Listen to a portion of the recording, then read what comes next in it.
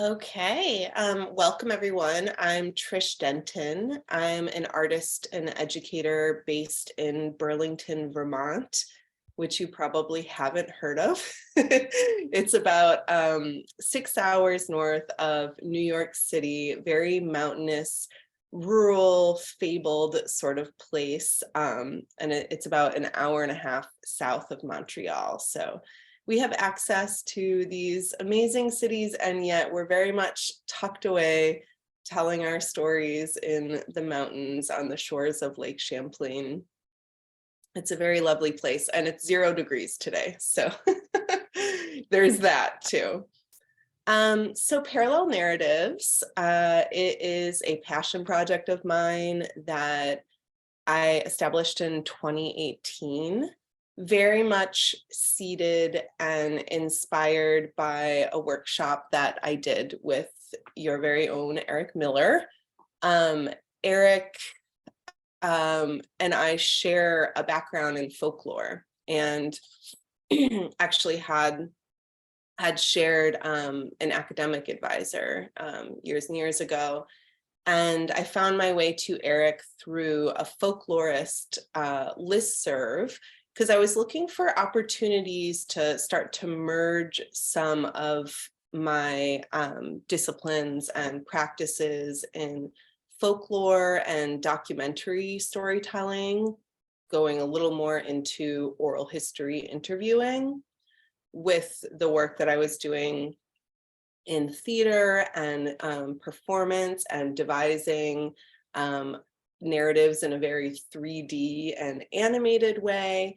And then my scholarly research in magic tales and an interest in all of the ways in which we see magic and transformation and dreams illustrated in the storytelling of people across cultures and across ages. And so those 3 interests of mine were sort of existing in these very different fields professionally. And I was looking for a way to kind of consolidate and exercise. Had I known Magdalene yet, I probably could have just gone into psychodrama, but I really wanted to kind of step out of the world of theater and production a bit and do something that was more intimate, and using the power of creativity to join people together in simpler ways without a need for all of the things and all of the lighting and all of the fandangles that are required for theater. And so that is sort of the inception of, or at least the idea for Parallel Narratives came out of that place. And so in 2018, I took a class with Eric that was, I keep forgetting, is it fairy tales for healing? Or I feel like back then, Storytelling therapy. yeah, it might have, and I can't remember if it was specifically fairy tales in the beginning, but storytelling therapy open to practitioners from a wide variety of backgrounds. There was a storyteller, there was myself as a theater director, there was a handful of therapeutic practitioners. And in taking this course, a lot of things sort of came together and gelled for me in that headspace. One was these storytelling circles that I was facilitating with the Vermont Folklife Center, which is our state's oral history archive. And I was working with the Vermont Folklife Center, and I was going around and doing story circles with people, very deceptively simple format. You just sit down with people, have a recorder there, and Quaker meeting style, people stand up and they say kind of what's on their mind and share a story. Everyone else is just focused on listening. There's no back and forth, there's no conversation, and we get these stories going around. And so I'm doing these story circles, I'm working with Eric, my head is full of this catalog of all of these remarkable fairy tales and magic tales from around the world. And all the while, my primary work is being a teaching artist. So I want to dig in a little bit to talk about how this work came out of a lot of the tenets of teaching artistry. I'm then going to give us a little bit of a tour of the website of Parallel Narratives and talk about the resources that are there and ways for us to have a back and forth. And then for the remainder of the workshop, we're just going to sink into doing a sampler plate of some of the storytelling exercises. We'll get creative. We'll hear some stories from our fellow workshop participants, and that will be the majority of the workshop.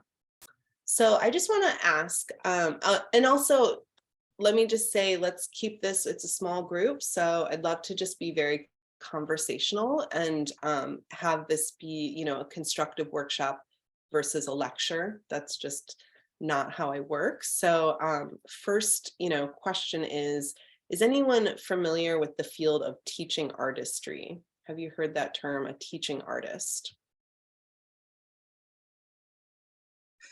You mean like the ones that Go ahead. Yeah, Judy. you mean like the ones that go into schools and help students, that kind of teaching artist? Sure, that's one way that you could see it, people that go into schools and help students. Any other definitions of a teaching artist? Someone who is an actor, performer, who is in an education space and sort of co-teaches along with an academician, but using the grammar of acting and performance. Yes, so that can be one medium in which a teaching artist participates, an actor or performer. It could be a visual artist, it could be a writer, it could be any medium. But the distinguishing, the difference between an arts educator and a teaching artist is that a teaching artist is a working artist, a professional artist, somebody who is practicing and very intimately familiar with their craft and is in that space of using that as their primary professional mode, but then also maybe an artist in resident or a guest in schools or in senior homes or in correctional facilities or any other social service organizations where an artist may help further what is being taught. And so a teaching artist is somebody who is a two-part professional. They're a professional working artist, but they're also an educator. It's different from a professor or an arts educator because they're not teaching people how to do the thing. They're just modeling it. They're being it. They're having it move through them. And so, one thing that I love about, when Eric is teaching these oral storytelling classes, and something that we know to be very, I almost said native, but I don't think that's the right word, something that's like inherent in oral storytelling is that the storyteller is relating what they see in their mind, the vision that they see in their mind. It's very different than literary storytelling where you just memorized the words and you're just reciting the words. The words are the carrier of some type of building blocks to a story. Whereas a storyteller, it's a little more organic.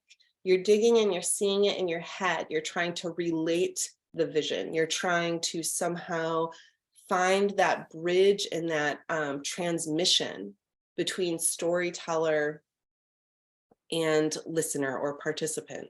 And it's similar with teaching artistry, where you are in this space of using the current and the wave of the storytelling or the art or whatever the medium is to connect with people and put the building blocks together. So I've been participating in the field of teaching artistry for, 15 to almost 20 years now. And I wanted to use that approach to doing the storytelling for healing. And so I created parallel narratives, and I'm going to share this. Can I, Eric, do you mind enabling me to do some screen sharing?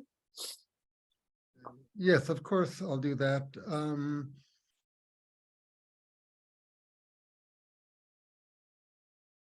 You are a co-host.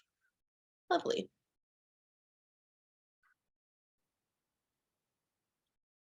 Okay. So this is the website for parallel narratives. I will point out that it is my specific delight and my specific bend that I love surreal and fantastic aspects of storytelling. I like when we're bending the rules and creating new worlds, and that is the part of our imaginations and of our adult brains and of what's missing from the modern brain that I think I want to cultivate with my work as a storyteller. And so parallel narratives is focused on cultivating that for the participants. And I want to just point out a couple of resources here. So at the bottom of the homepage for the website, it's parallelnarratives.org, there's a podcast that is hosted by a former student of mine in parallel narratives, a professor named Eric Garza, another wonderful Eric. And this podcast is an interview, or rather just a conversation with myself, Eric Garza, and who had been a participant and knows firsthand the power of storytelling, and Pamela Formica, who is a psychotherapist. And so Pamela Formica initially sat in when I was doing these story circles, when I was doing these workshops, just to get a sense of like, how much of therapy are we actually edging into? And does this work require more training on my part as someone who's not licensed as a therapist to be doing it? Is it solely creative, or are there some dimensions that would be unknown with trigger points and things like that? And so she sat in and observed for the first year that I was running these workshops, and eventually, gave me her blessing that yes, you have this. This is very much existing within the realm of your expertise. And so that conversation is between myself as a teaching artist, a participant, and a psychotherapist. Really interesting listen. Encourage you, if you leave this workshop and feel like you want some more information, to have a listen to that. Let me talk about the nature of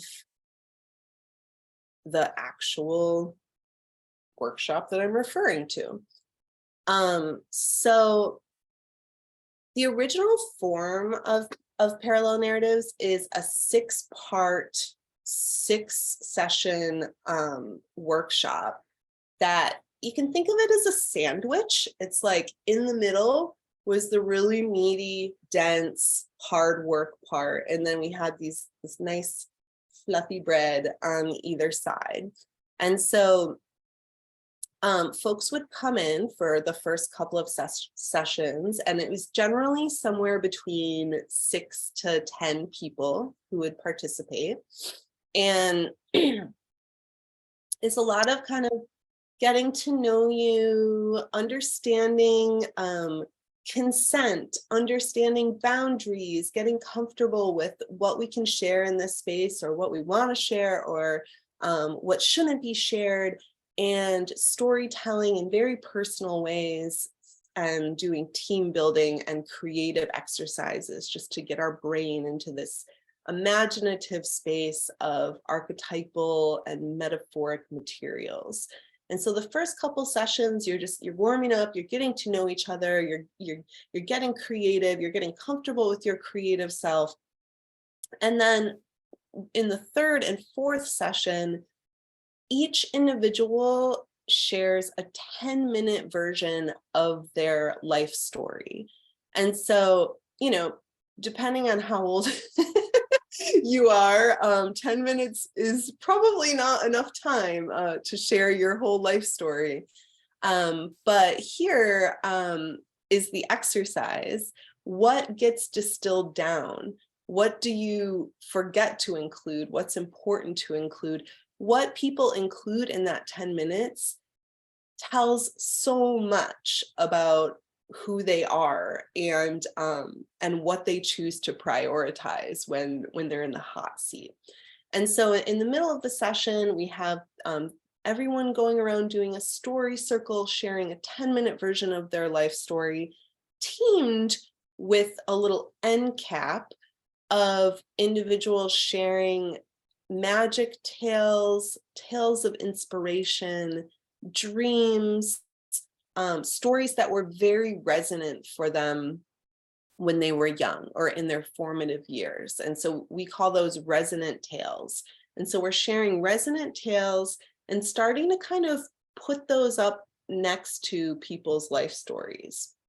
And then in the final sessions, we work toward doing some creative exercises to start to shift that into a completely fantastic version of somebody's life story. And I'm going to share just a little tiny, it's a 2 or 3 minute snippet of an audio piece that we made kind of using this format, distilled down a life story. This is somebody who is really struggling with a drinking problem after a profound heartbreak. And this will just give you a little bit of the flavor of what type of transformation, how fully transformed these stories are from the beginning source material of oral history, 10-minute, just here's, the synopsis of my life, to what it can come out with on the other side. Happy birthday to you. Happy birthday to you. Happy birthday. Happy birthday. Happy birthday to you. After Elf excitedly sings to the wolf tells the elf, "I haven't been able to feel joy or lightness for a long time. It's gone." Listening to the wolf, the elf finds a gift for him. It is a beautiful single feather. The wolf reluctantly accepts the gift. The wolf feels undeserving and runs away from the elf deep into the woods. Trying to find a place to hide, he falls into a hole. The wolf finds himself in the world of crystals, and immediately a twinkle enters his eye. Forgetting everything, he becomes obsessed with finding the perfect crystal.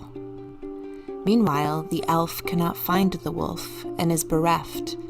The elf is confused as to why the wolf ran away. A long while passes. The elf grows tired of playing with worms and maggots and wishes the wolf would return. Laying in bed one night, the elf sheds a crystal clear tear. The tear falls to the earth and sinks through the soil into the world of crystals. Below, where he is sleeping, the tear lands on the eye of the wolf. The tear is so clear that it takes the twinkle out of his eye. Without his dream to find the perfect crystal, the wolf awakes in a panic and is flooded with grief. He begins to rip and tear at his clothes, and from his pocket, the single feather is set free. The feather brings the wolf back to the world above.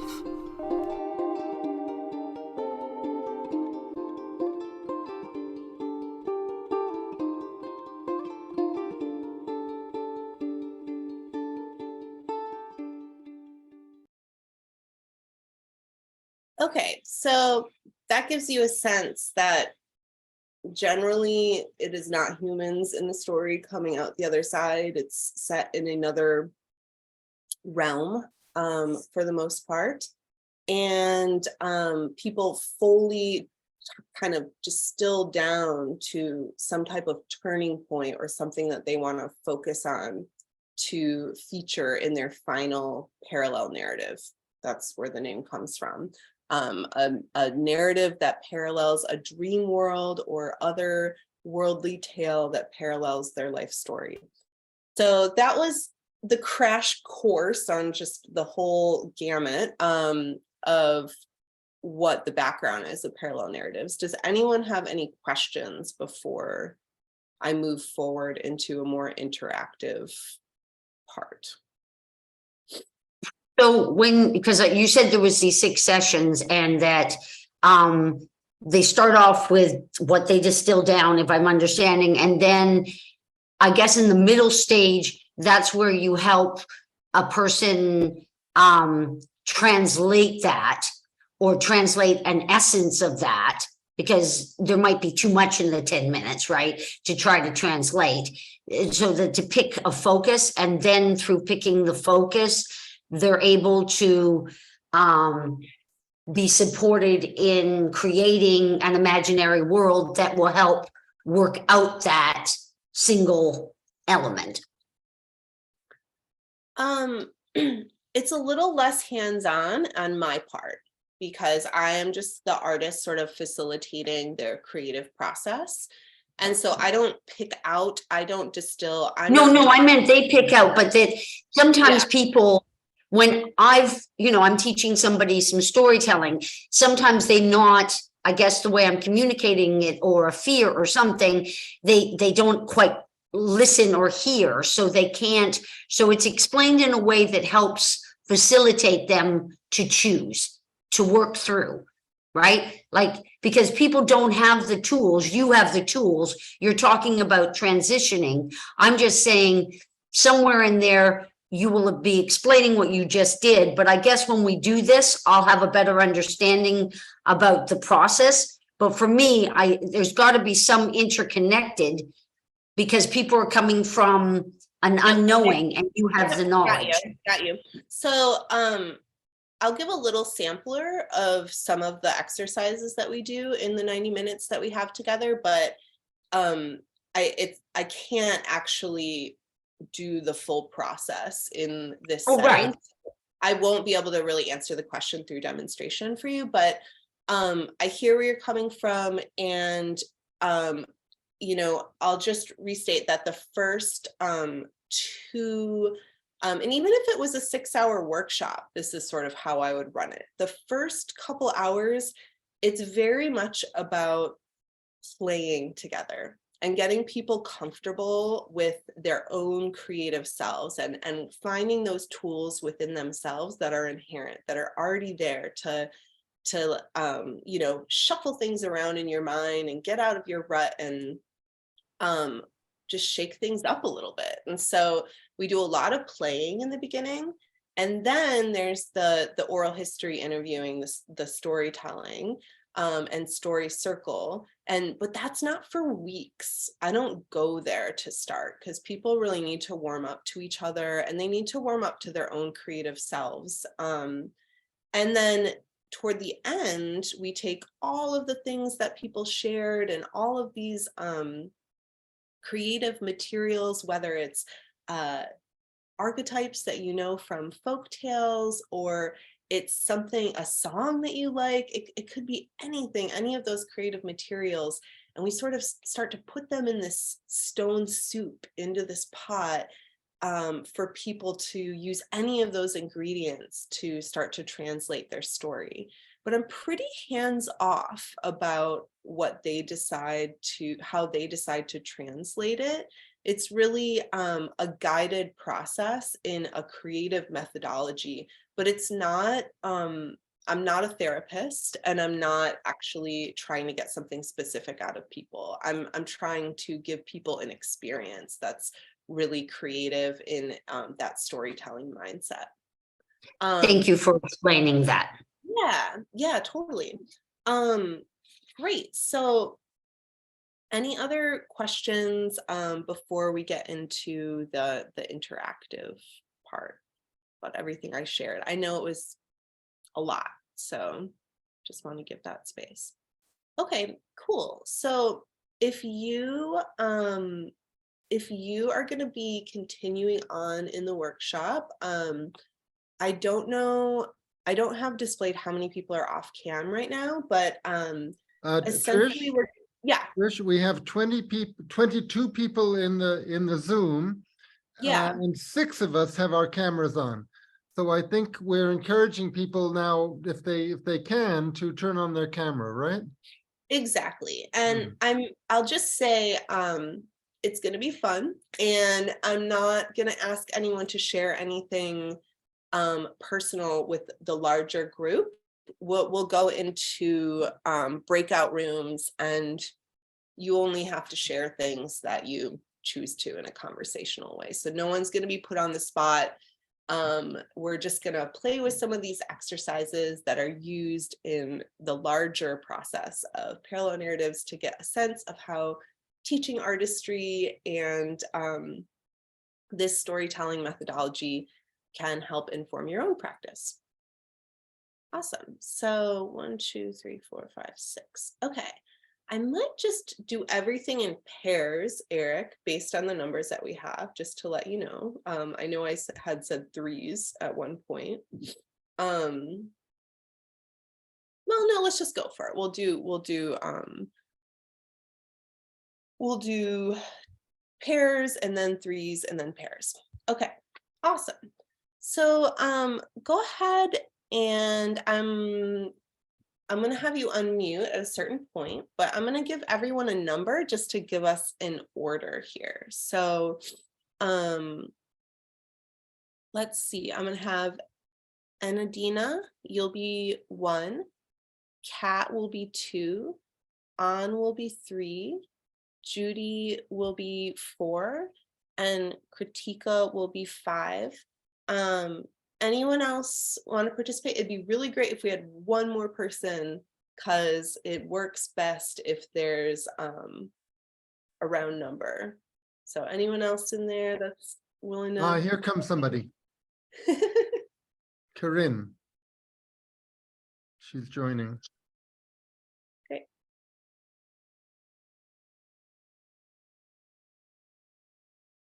Trisha, are you going to stay in the main room, or do you want me to stay in the? One of us has to stay in the main room to. Yeah, we'll both stay in the main room. Okay. So okay, great. So Corinne, are you here with us? I'd love to have one more person to do some storytelling with. Sorry, I'm getting ready to go into the office, so I'll be driving.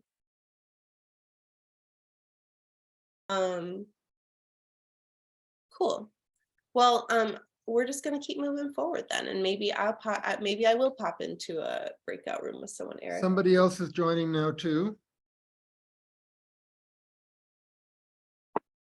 Remember the first year we did this, we had like 75 people in the room, and I was so many people.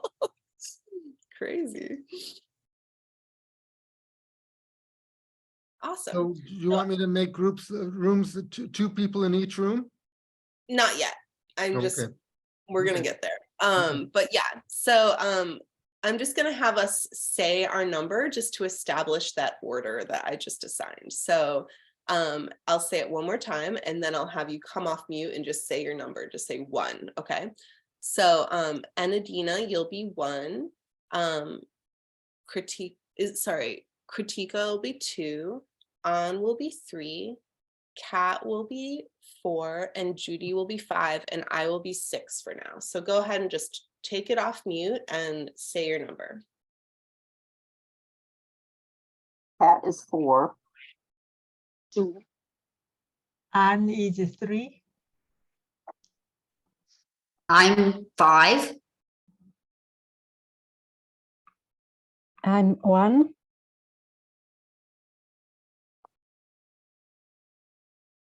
And Kritika, are you 2? Okay, great. So now let's say it in order, just so we can establish a circle in the virtual Zoom room, because when you're sitting in a circle in a room, it's obvious who's next to you, but it's not here. So this is how we establish the circle. So go ahead and do it in order.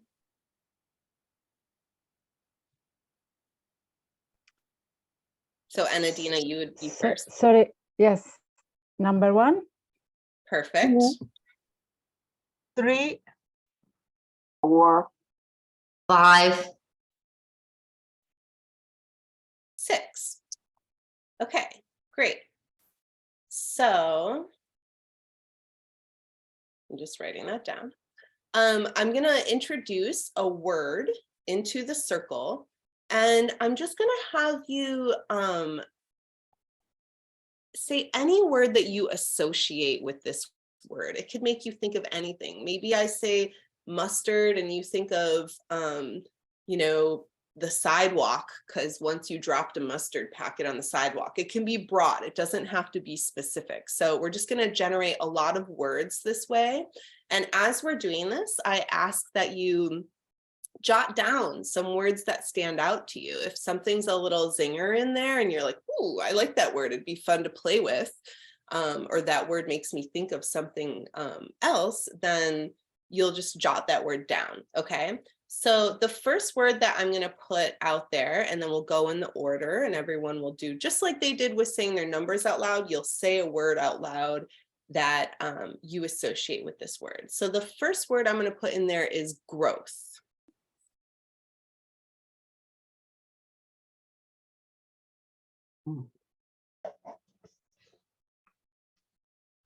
And Children. Trish, I think now I'm going to stop recording. Okay. That's fine.